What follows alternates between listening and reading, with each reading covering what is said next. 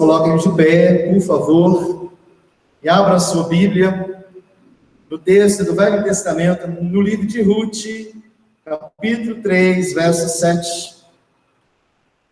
O texto de Ruth está imediatamente após o livro de Juízes, capítulo 3, verso de número 7. O texto de Ruth diz assim, no seu capítulo 3, no verso 7. Havendo, pois, Boaz comido e bebido, e estando já de coração tanto alegre, veio deitar-se ao pé de um monte de cereais. Então chegou-se ela de mansinho, e lhe descobriu os pés, e se deitou. Sucedeu que pela meia-noite, assustando-se o homem, sentou-se, e eis que uma mulher estava deitada a seus pés. Disse ele, quem és tu? Ela respondeu, sou Ruth, tua serva. Estende a tua capa sobre a tua serva, porque tu és resgatador. Disse ele, bendita sejas tu do Senhor, minha filha. Melhor fizeste a tua última benevolência que a primeira, pois não foste após jovens, quer pobres, quer ricos. Agora, pois, minha filha, não tenhas receio. Tudo quanto disseste, eu te farei, pois toda a cidade do meu povo sabe que és mulher virtuosa. Feche seus olhos. Querido e amado Deus, louvado e engrandecido seja o nome de Jesus. Razão de tudo isso, motivo para estar aqui. Nós estamos diante da sua palavra, Senhor. A palavra do Senhor diz que no princípio era o verbo, era a palavra. E essa palavra, Senhor, ó Deus, de alguma maneira ela revela Jesus, revela o projeto de vida que o Senhor tem para nós. E nós queremos reverenciar essa palavra, e queremos estar predispostos, abertos, para o que o Senhor quer colocar em nosso coração. Nos abençoe através dessa palavra, Senhor Jesus. Esta é a nossa oração. Amém. Pode sentar-se, meus queridos e amados irmãos. A gente costuma ter aquelas famílias, aqueles personagens bíblicos que são da nossa predileção, né? Todos nós temos, muitos são apaixonados pelo profeta Isaías, eu também, dentre os profetas é o que eu mais gosto. Mas tem uma família que não é assim muito badalada na Bíblia, e que eu sou apaixonado dessa família aqui. Boaz e Ruth. Aqui se dá um encontro deles. Um encontro dentro de um contexto cultural que merece muitas explicações. E vocês vão tê-las ao longo dessa mensagem. É um encontro entre a viúva Ruth e o solteirão Boaz. Ambos estavam à procura de um casamento. E é interessante isso, porque todos nós esperamos ter e fazer coisas ao longo da vida. Eles tinham o projeto de casar. E nós temos projetos, queremos estudar, queremos trabalhar, casar, adquirir um patrimônio. Todas essas coisas fazem parte do nosso projeto de vida. Todos nós temos esses sonhos. Mas nós precisamos saber o tempo apropriado para cada uma dessas coisas em nossa vida. Todas elas são boas, mas elas precisam acontecer num tempo próprio em nossa vida. E eu diria que o grande desastre da nossa geração, e não somente da nossa, mas especialmente da nossa, que tem mais pressa do que as outras, é ter as coisas boas que precisávamos ter, e que era a vontade de Deus que as tivéssemos, mas no tempo errado. Se alguém me pedisse uma descrição dos maiores desastres da nossa geração, eu diria que são esses. Ter as coisas certas fora do tempo. Então, nessa noite, eu quero trazer uma mensagem assim, bem prática e simples. Como saber esperar a nossa hora? Todos nós temos a nossa hora. Todos nós temos o nosso momento, mas como saber esperar a nossa hora? Todos nós temos coisas que são importantes. Quer um exemplo? Quem gosta aqui de manga rosa? Ah, todo mundo. Eu também. Gosto demais. E nós temos um pé aqui atrás. E aí eu gostaria que o Guilherme fosse lá e pegasse uma manga rosa para mim, talvez para os irmãos também, se os irmãos quiserem. Tem jeito de pegar para nós, Guilherme? Ó, ele vai obediente, hein? Isso, mas não vai achar, viu, Guilherme? É só uma brincadeira. Oi? Isso, tá vendo? Isso aqui é obediência. Obrigado. Ele vai achar folhas. E às vezes nós vamos ao pé de manga rosa, que é o nosso projeto de vida, e não achamos manga ou mangas, e comemos as folhas e roemos a raiz. E aquilo que poderia ser uma grande bênção na nossa vida, deixa de ser. Está entendendo? Não é tempo de manga rosas. Não adianta ir lá, não vai encontrar. Então, a mensagem dessa noite é: como saber esperar a hora certa, a hora da manga rosa? Não é fácil, não é simples, mas é possível. Vamos então à Bíblia. Como saber esperar a nossa hora? A primeira coisa a ser feita é você saber identificar as circunstâncias apropriadas. Observe que houve um encontro entre Ruth e Boaz. Eles estavam no mesmo espaço. Era quem sabe a oportunidade. Era quem sabe o momento. Ela era viúva, ele era solteiro. Mas Ruth, ela não se lançou sobre Boaz. Nem Boaz lançou sobre Ruth. Não era o momento certo. A lei do levirato, eu vou explicar para os irmãos, dizia assim que se alguém casando, morrer e deixar a esposa, aí o filho ou o irmão dele, o irmão que fosse solteiro deveria casar com a viúva. Ou seja, a lei do levirato ensinava o seguinte, que o cunhado deveria casar com a viúva. Se não tivesse o cunhado, um parente mais próximo. E Ruth, então, ela estava esperando esse momento. É a lei do levirato. E Boaz também estava esperando o momento de casar. Ele esperava uma moça. Mas aí, querido, simplesmente não era a hora certa, não era o momento certo, porque havia outro na frente de Boaz. Um parente mais próximo do falecido esposo de Ruth. Boaz era um dos parentes, mas não era o mais próximo, então não era dele. A primeira possibilidade. Mas a mulher estava deitada aos seus pés. Ela estava. Naquela noite, ela estava aos pés dele. Porque a lei do levirato era a seguinte: a mulher deveria ir na cama do pretendente e descobrir os pés dele e deitar-se aos pés. E aí o pretendente levantava e via, você, então, jogava a capa sobre ela. E aí ela passava a ser esposa dele. Pastor, mas isso é muito estranho, não, isso é cultura. Não podemos mudar a cultura. Era assim que funcionava. Então a mulher descobria os pés.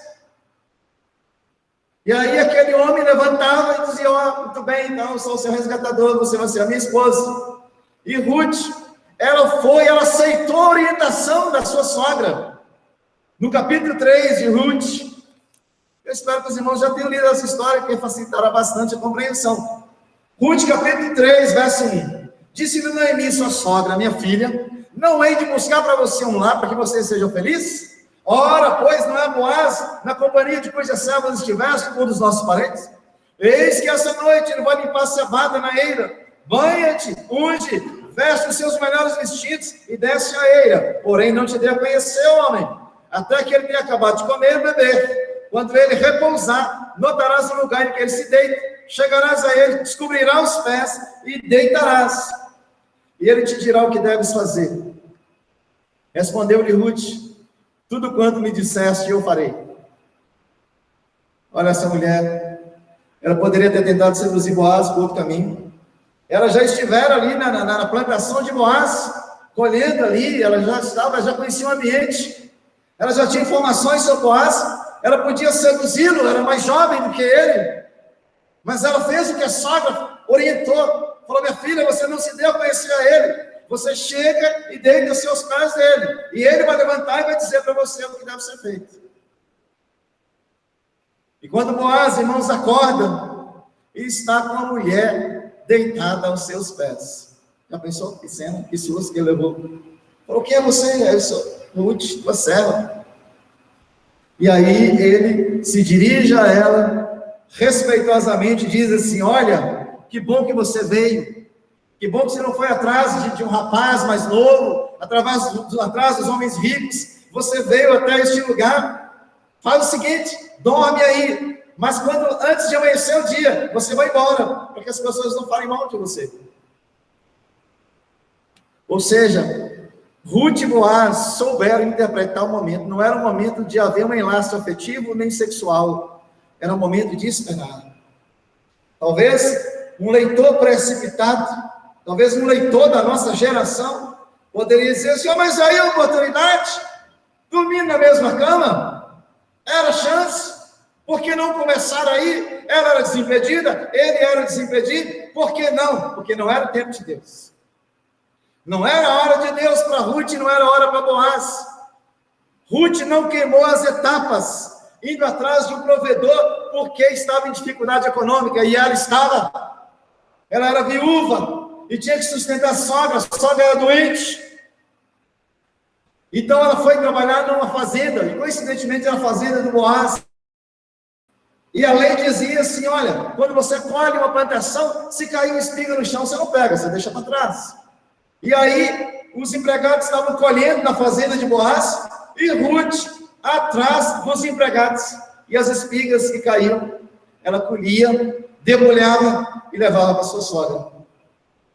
Então, observe que essa moça, ela não queimou etapas, ela não se insinuou sobre Boaz, ela conheceu o seu lugar, ela estava ali atrás dos empregados, ela se rebaixou, ela era menos do que um empregado naquela fazenda, ela era menos do que uma serva, ela era alguém que estava catando as sobras, as migalhas, ela respeitou o processo, não era hora de ter Boaz, não era hora de se insinuar, não era hora de criar uma situação, não era hora de reivindicar nada, não era hora de dizer: olha, você é um dos resgatadores, você tem que ficar comigo. Não, ela não fez nada disso.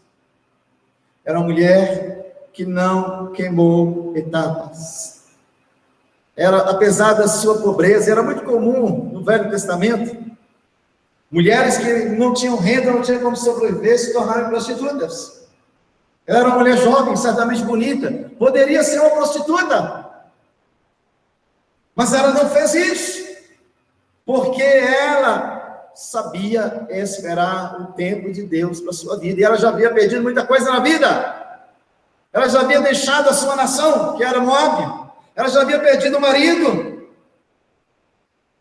ela estava na responsabilidade de cuidar de uma sogra, mas ela não queimou etapas, ela não se vendeu, ela não negociou a sua dignidade. Porque, irmãos, a tentativa de alcançar alguma coisa boa, mas fora do tempo, pode virar uma maldição na minha vida e na sua.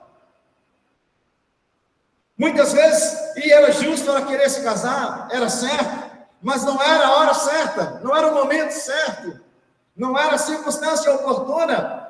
E muitos de nós, irmãos, queimamos etapa na vida, e coisas boas se tornam coisas ruins para nós. Coisas que seriam uma bênção em nossa vida se tornam uma maldição. E a Bíblia é muito clara em ensinar-nos essas verdades. Texto de Provérbios, capítulo 20, por exemplo, o verso 21, nos fala que a posse antecipada de uma herança, no seu fim, não será abençoada. Quando você toma para você uma coisa, que vai ser a sua herança um dia, que vai ser para a sua vida, e você se precipita e traz isso para a sua vida antes do tempo, isso se torna uma maldição na sua vida. Como a nossa geração precisava ler isso? Como a nossa geração precisa atentar para isso? Coisas boas, bênçãos que Deus tem para a sua vida, irmão. Trabalho, casamento, alegria, felicidade, sucesso, trabalho, bens, coisas boas que Deus tem para você. Se você tenta conquistar ou tomar essas coisas para você, fora da hora, isso vira uma maldição na sua vida. Deus tinha Boaz para Ruth, e Ruth para Boaz, mas não era a hora, não era o momento, e Boaz soube interpretar isso, e Ruth soube discernir isso, irmãos. O segredo para uma vitória completa é esperar o tempo que Deus estabeleceu. Você quer uma vitória completa na sua vida? Na vida estudantil, na vida afetiva, na vida profissional, na vida material? Espera o tempo de Deus. Espera a hora de Deus para você, e você vai ver o que vai acontecer com você. Espera a hora certa de Deus para você, e você vai ver que aquela vitória é uma vitória completa. De que adianta Boaz e Ruth se precipitarem com uma coisa que Deus tinha para eles no futuro? Deus queria dar para eles isso, irmãos. Deus quer te dar uma vida boa, irmãos. Qual o prazer que Deus vai ter em você em viver uma vida fracassada? Nenhum. Eu tenho uma tese de quem serve a Deus alcançará as melhores coisas dessa vida. Eu tenho essa tese, ninguém vai tirar de mim. Se você serve a Deus, Deus vai te dar o melhor dessa vida. Deus vai te dar o melhor. Mas na hora dele, no tempo dele, não pense que você vai receber, porque não é assim. O texto de Hebreus, capítulo 6, verso 15, diz assim: e assim, depois de esperar com paciência, obteve Abraão a promessa. 25 anos esperando por um filho. Antes eu ficava assustado com isso. Meu Deus! E agora eu tenho mais de 30 anos que eu estou esperando alguma coisa e não recebi. Então eu estou tranquilão agora. Antes eu falava, meu Deus, quem vai aguentar esperar 25 anos? Tem coisas na minha vida que Deus não me deu até hoje, mas eu sei que eu vou ter. Então eu não me preocupo mais. Eu já nem estou apressando muito Deus, nem estou muito lembrando dele também não. Então Abraão, ele soube esperar. No início Abraão estava ansioso, preocupado, deu alguns passos errados, mas aí ele viu que não adiantava, e aí ele teve que esperar, e ele esperou com paciência, e ele alcançou a promessa de Deus. Então, qual é o primeiro conselho, pastor? Como que eu posso fazer para esperar a minha hora? Identifique as circunstâncias apropriadas. Veja no relógio de Deus, vejam as coisas como estão acontecendo, e não se precipite, não tente alcançar aquilo que parece bom, mas que não é a hora correta, não é a hora certa. E qual é o segundo conselho? O segundo conselho é você respeitar os códigos culturais e religiosos, porque tem gente que não respeita. Aí eu vou conseguir, eu vou conquistar, eu vou do meu jeito, eu vou chegar lá. Mas existem códigos, existem processos, existem leis, existem regulamentos, existem condições que você precisa preencher, irmão. E tem gente que vai de peito aberto, não, Deus vai abençoar, eu estou indo. Não é assim. Não é assim que Deus trabalha, irmãos. Existem códigos sociais, códigos culturais, códigos religiosos. A primeira coisa que Ruth fez foi aceitar as regras do levirato. Ela poderia ter falado com a sogra dela, eu não sou nem judia, eu sou moabita, olha, isso é para você. Esse negócio de casar com parente, aí eu não vou casar com parente do meu ex, não. Vai que ele vai morrer também? Ela se submeteu às regras do levirato. as regras sociais. Você entra no mundo, irmãos, com regras, com leis. Nós não chegamos no mundo e encontramos ele para a gente fazer o que a gente quer, não. Ela respeitou a comunidade em que estava inserida. Isso aqui é muito importante para a nossa geração. Ela chegou e falou assim, olha, aqui não é Moabe, aqui é Belém, da Judeia. Deixa eu entender como é que as coisas funcionam aqui. E logo a sogra falou com ela assim, ó, minha filha, eu vou procurar para você um lar, vou procurar para você um marido. Olha, tem um rapaz aí que chama Boaz, foi esse que você trabalhou lá na fazenda dele, você estava lá trabalhando lá, e ele vai limpar a cevada essa noite. Você faz o seguinte, toma um banho bem tomado, veste as roupas mais bonitas que você tiver, perfuma, fica bonita, fica cheirosa, e chega lá, mas não aproxima do homem não. Espera ele comer, espera ele beber, deixa ele dormir. Quando ele estiver dormindo, você chega lá de mansinho, descobre os pés dele e deita-se aos pés dele. Se a ministra ouvir mensagem dessa, ela joga pedra em mim. Mas é assim que funcionava, meu irmão. É assim que funcionava, minha irmã. E ela se submeteu ao código social, ao código cultural, ao código religioso. E ela assim fez, e assim ela foi abençoada. Porque ela obedeceu, ela considerou, ela não ignorou. Nós vivemos uma geração de pessoas que não respeitam os códigos sociais, as tradições, os valores estabelecidos, e cada um cria a sua lei.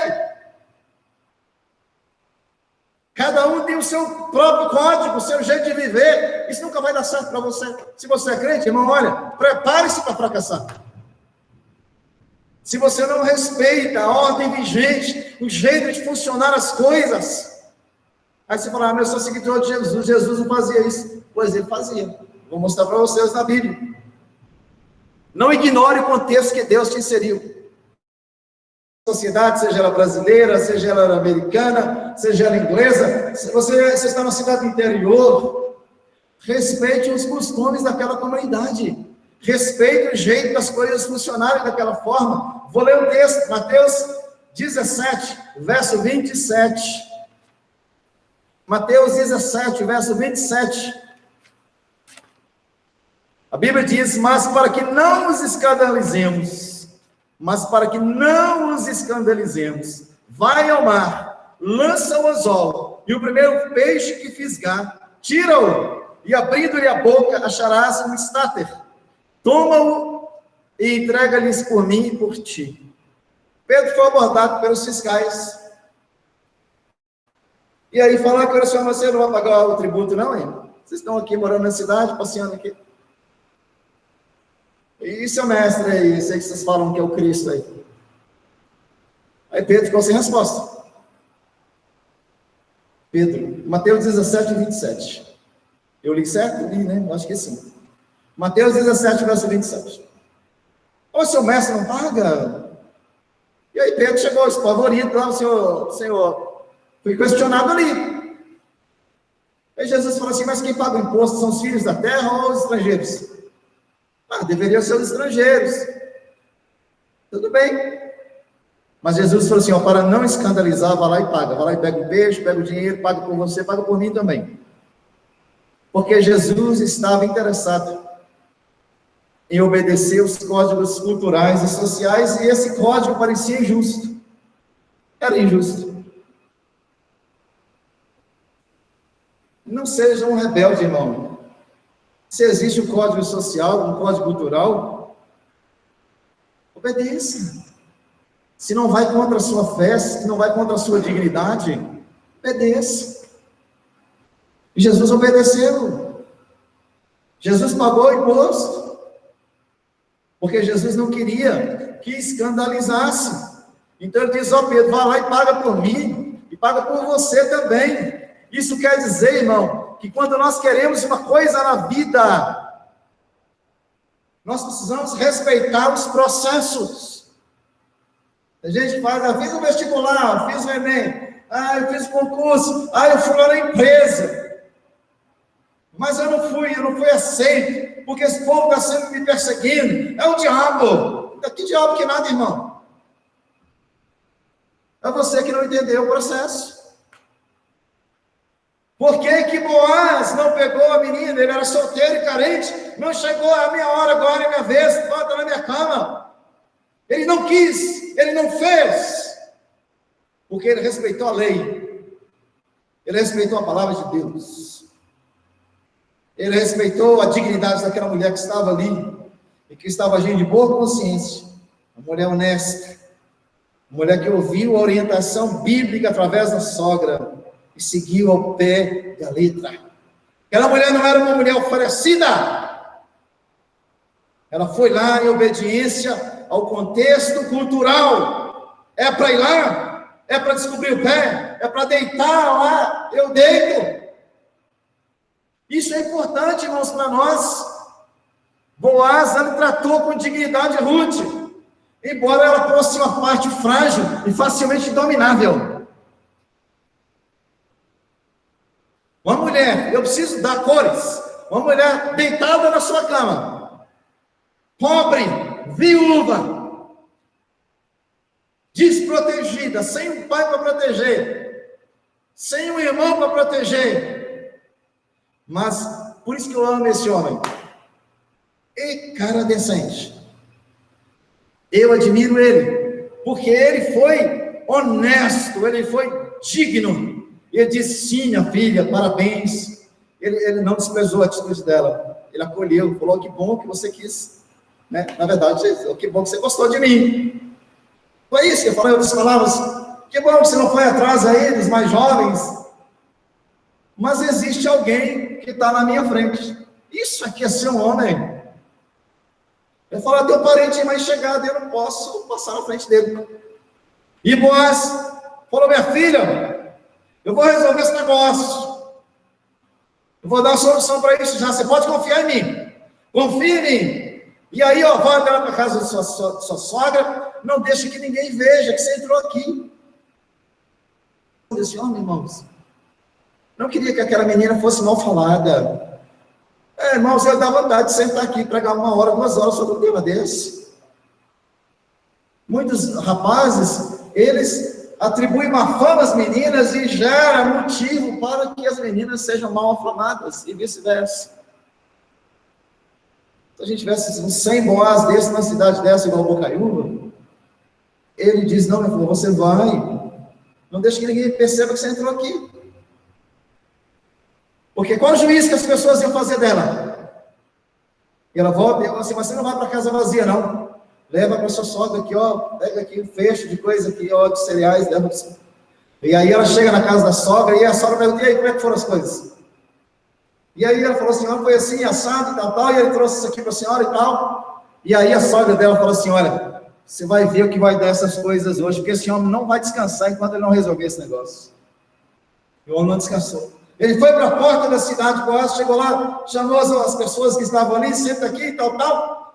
E aí vinha lá o sujeito lá, que poderia ser o resgatador, que era mais próximo. Ele chegou, fulano, vem cá, vamos conversar aqui. Olha, Ruth, a viúva e tal, ela tem essa terra aqui, e que precisa ser resgatada, porque o marido dela morreu, ela é a nora de Noemi, então esse terreno aí é do falecido, então é Noemi e Ruth que é dona. Era um pedaço de terra. E aí o homem cresceu os olhos, né? Falou, deixa comigo, é comigo mesmo. Deixa eu resgatar. Imagina que o coração do Boaz, a senhora deu uma batida, né? Ai, meu Deus. Mas ele permaneceu firme. Ele falou, não, é isso mesmo. Aí você precisa também levar a Ruth. Ela é viúva. Aí você precisa tomar ela como esposa. Aí o homem deu um passo atrás e falou, opa, peraí, isso eu não posso fazer. Eu já tenho a minha, eu vou passar problema. Imagina ele chegar em casa e eu trouxe outra mulher. Meu Deus, irmãos, ia dar briga, ia dar confusão. E ele falou, não, isso eu não posso, não, resgata você. E aí Boaz, irmão, deve ter saído voando. E chegou lá e deu a boa notícia. E tomou Ruth como sua esposa. Então, ele foi decente, ele foi honesto, ele respeitou a palavra de Deus, ele agiu com verdade, ele foi honesto com o outro lado, sujeito lá que estava na frente dele, falou a verdade para ele, deu a oportunidade para o outro. Isso aqui é ter fé, irmãos. Ele correu o risco de perder Ruth, irmãos. Isso aqui é bonito nesse homem, porque apesar dele querer Ruth, ele queria ser fiel a Deus, primeiramente. Queira coisas boas para a sua vida, irmão. Pode querer. Mas queira mais do que isso, ser fiel a Deus. Não receba nada se isso vai contra a sua fidelidade a Deus. Não receba nada na vida, irmão, e que leve você a ser infiel a Deus. Nada que gera infidelidade nossa é bom. Espere. O pastor não conseguiu. Boaz já era velho, irmãos. Mas mesmo assim, ele preferiu respeitar os códigos culturais, respeitar os códigos religiosos. Ele resolveu respeitar a dignidade de Ruth. Boaz percorreu o caminho correto e próprio de um homem que teme a Deus. Veja já o verso 12 e 14 de Ruth 3. Ruth 3, verso 12 a 14.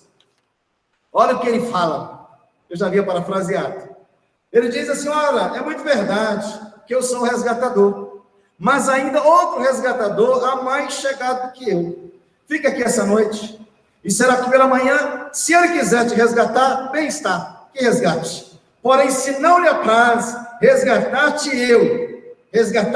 eu farei. Tão certo como vive o Senhor, deita-te aqui até amanhã.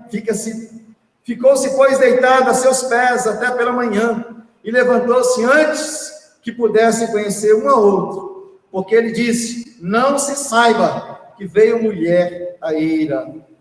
Então, meus amados irmãos, você quer alcançar coisas boas da parte de Deus? Respeite os códigos, respeite o processo, respeite o caminho. Que necessidade que tinha de Jesus ser batizado em nome de João Batista? Nenhuma. Mas ele se submeteu. Jesus respeitava os códigos sociais, os códigos culturais, os códigos religiosos. Por isso, Deus, eu fico imaginando Deus. Deus ficou tão alegre com esses dois. Tão alegre. E Deus falou assim: olha, eu vou trazer desses o meu rei, o meu futuro rei Davi. E aí, Moabe não, Obed, também não é Obed, também não, Boaz casa com Ruth e tem um filho chamado Obed. E Obed tem um filho chamado Jessé, e Jessé tem um filho chamado Davi. Ou seja, esse casal lindo e maravilhoso, eles se tornaram os avós, os bisavós de Davi. O seu filho Obed é o avô, o seu neto Jessé é o pai. Ou seja, Deus escolheu uma estrangeira, uma mulher estrangeira, moabita, que veio do paganismo, de um país idólatra, uma viúva, que tinha tudo para ser uma mulher indecente. Tudo. Essa mulher tinha tudo para ser uma mulher indecente.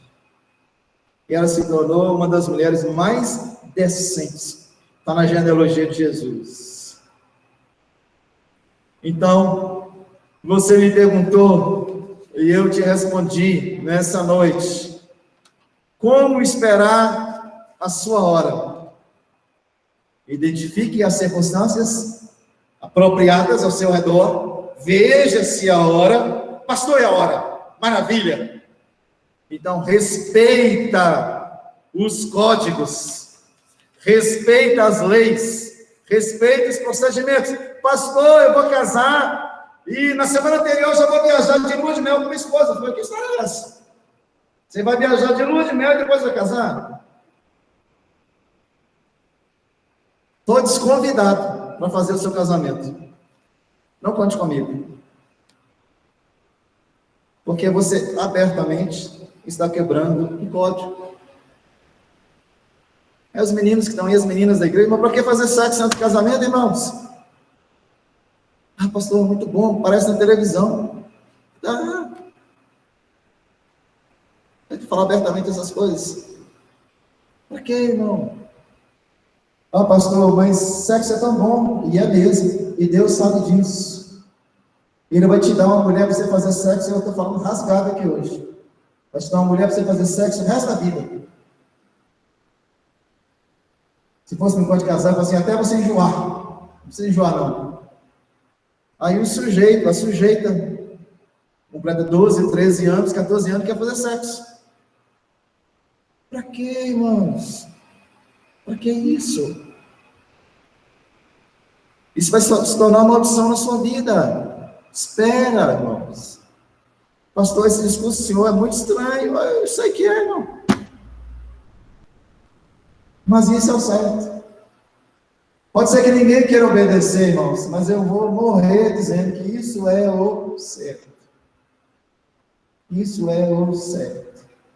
E Deus abençoe você com um casamento feliz, com um marido bom. Imagina Ruth olhando para ele assim, Boaz, assim, quase dormindo, né? Ruth falando assim, eita, Deus bom, cara, olha o homem que Deus me deu. Isso aqui é homem, aquela noite lá, eu estava lá, se ele quisesse abusar de mim, ele teria abusado, mas ele não abusou. Para mim, isso aqui é um homem. Imagine Boaz, quando Ruth estivesse lá coxinando, ele fala assim, meu Deus, olha só, que mulher que Deus me deu. Que mulher honesta, que mulher decente. É isso, irmãos, vamos ficar de pé. É assim que Deus faz.